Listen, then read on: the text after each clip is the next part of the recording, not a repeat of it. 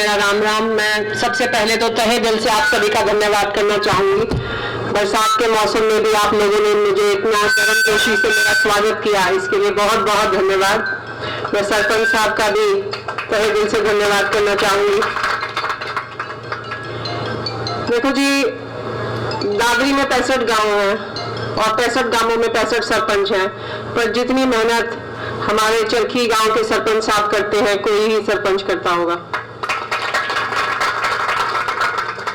अब दादरी में तो पानी की किल्लत सदा से ही है, तो जब अपने हमारे किसान भाई वो सुंडिया लगाते हैं तो हर गांव में ये समस्या है कि इरिगेशन सिंचाई विभाग के बेलदार आके उन सुंडियों को काट देते हैं, पर कितने सरपंच उसके लिए आवाज उठाते हैं। अपने जो भूपेंद्र जी हैं, सुबह 6:30 बजे मुझे फोन करके उन्होंने बुलाया, हम दोनों नहर पर गए और फिर हम एसडीओ साहब से जाकर मिलकर आए और उसका फिर हमें फल भी ये मिला। 2 दिन के लिए एसडीओ साहब ने कहा कि मैं 2 दिन की छूट इस गांव के लोगों को देता हूं। तो हर तरह से हमारे जो सरपंच साहब हैं प्रयास करते रहते हैं कैसे मैं इस गांव के लोगों का जीवन में बेहतर बनाऊं, क्या करूं मैं इस गांव के लिए। ये तो ये निकम्मी सरकार है, सरपंचों को कोई ग्रांट नहीं दे रही, सरपंचों के हाथ बांध दिए, वरना पता नहीं क्या से क्या करवा देते। इसलिए मैं चाहती हूँ इस बार कांग्रेस की सरकार आए ताकि अपना जो गांव है बिल्कुल शहर भर का बना देंगे हमारे सरपंच साहब।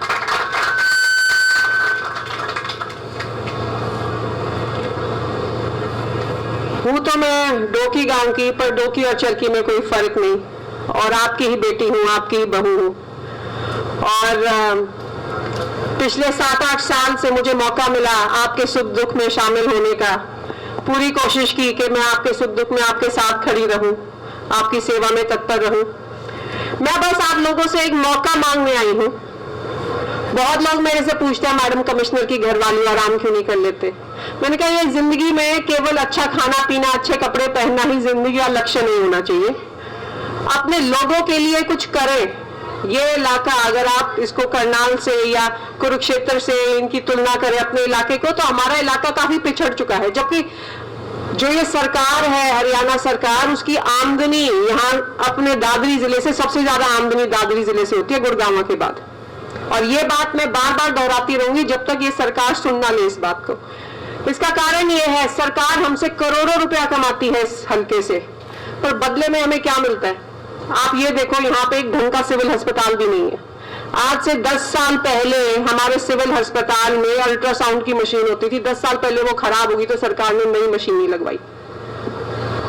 कारण सिविल अस्पताल में नई मशीन लगेगी तो प्राइवेट अस्पताल में जो ये डॉक्टर बैठे हैं इनकी आमदनी कहां से होगी।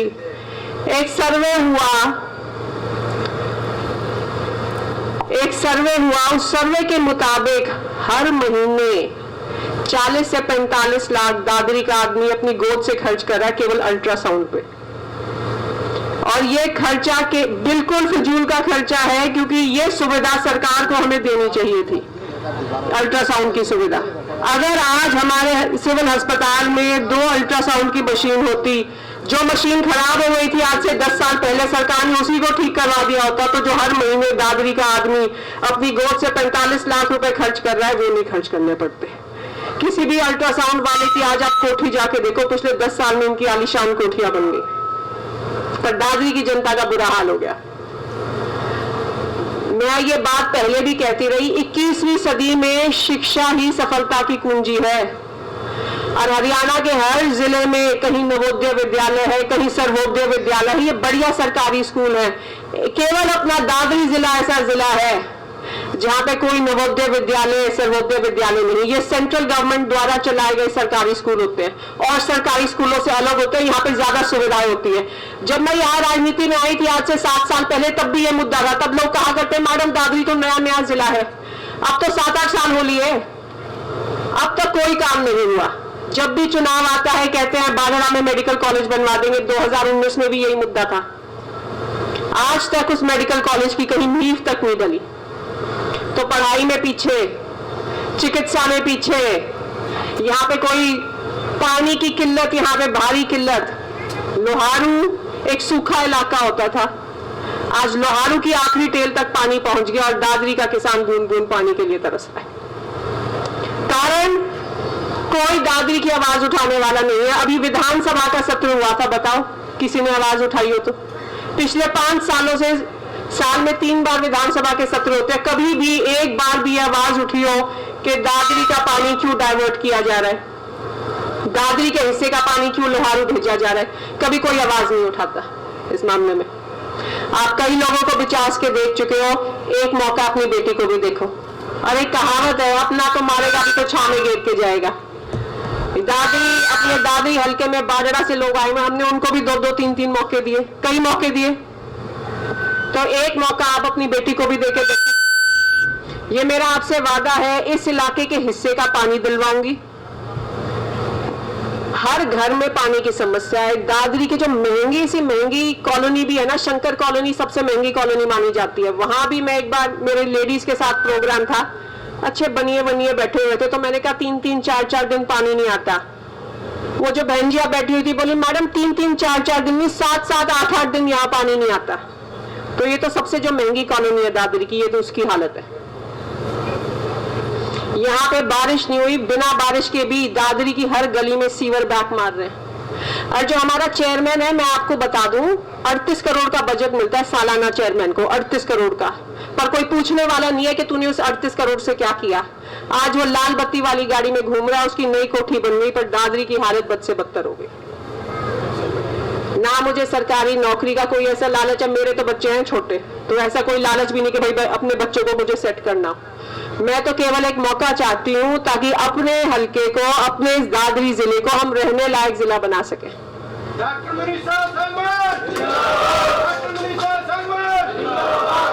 मैं ये नहीं कह रही मैं इसको पेरिस बना दूंगी, लंदन बना दूंगी। मैं तो ये कह रही हूँ, जो अंबाला में जो वहां के बच्चों को सुविधाएं हैं, जो बढ़िया सरकारी स्कूल वहां है, जो बढ़िया मेडिकल कॉलेज वहां है, जो बढ़िया सरकारी कॉलेज, पीजी कॉलेज वहां है, वो ही सुविधाएं मैं यहाँ भी लेकर आऊंगी।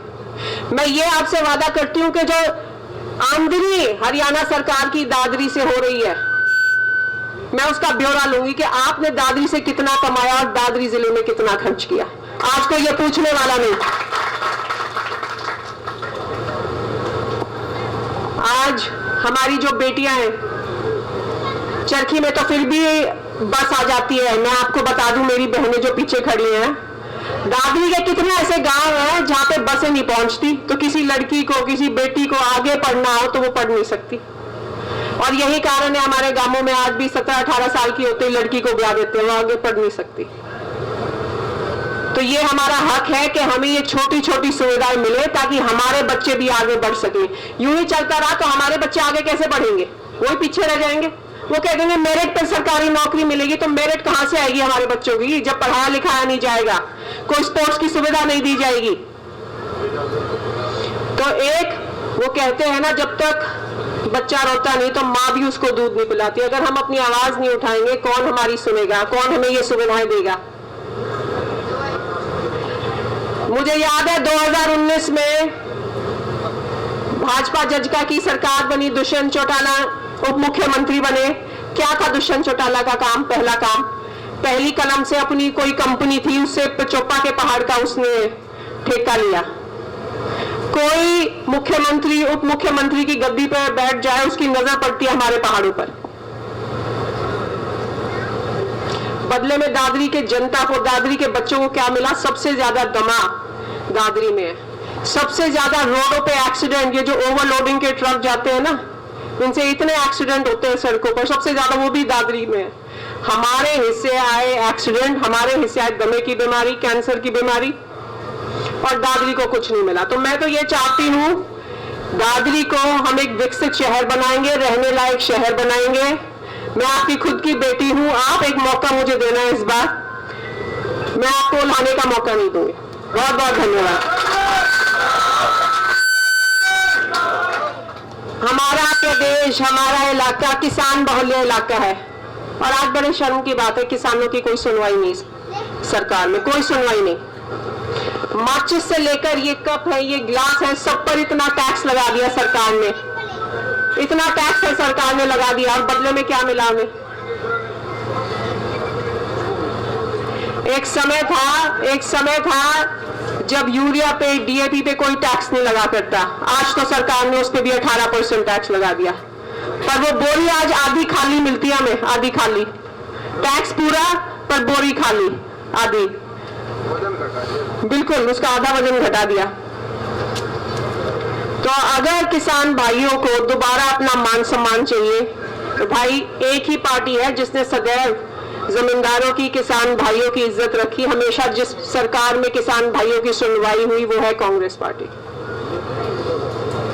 मुझे याद है पहले 5 दिन भी किसान धरने पर बैठ जाया करते तो सरकार को पसीना आ जाया करता, और सारे बड़े बड़े जो सरकारी अपने अफसर हैं भागे भागे आया करते किसान भाइयों के पास उनकी समस्या सुनने।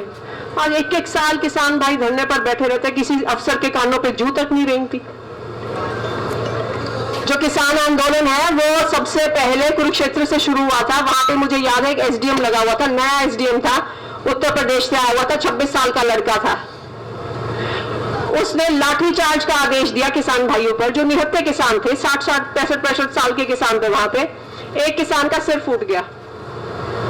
कांग्रेस की सरकार होती तुरंत उसको डिसमिस कर दिया जाता, पर डिसमिस तो क्या, उसको तो आज प्रमोशन मिल रही है। आज वो एसडीएम से डीसी बन चुका।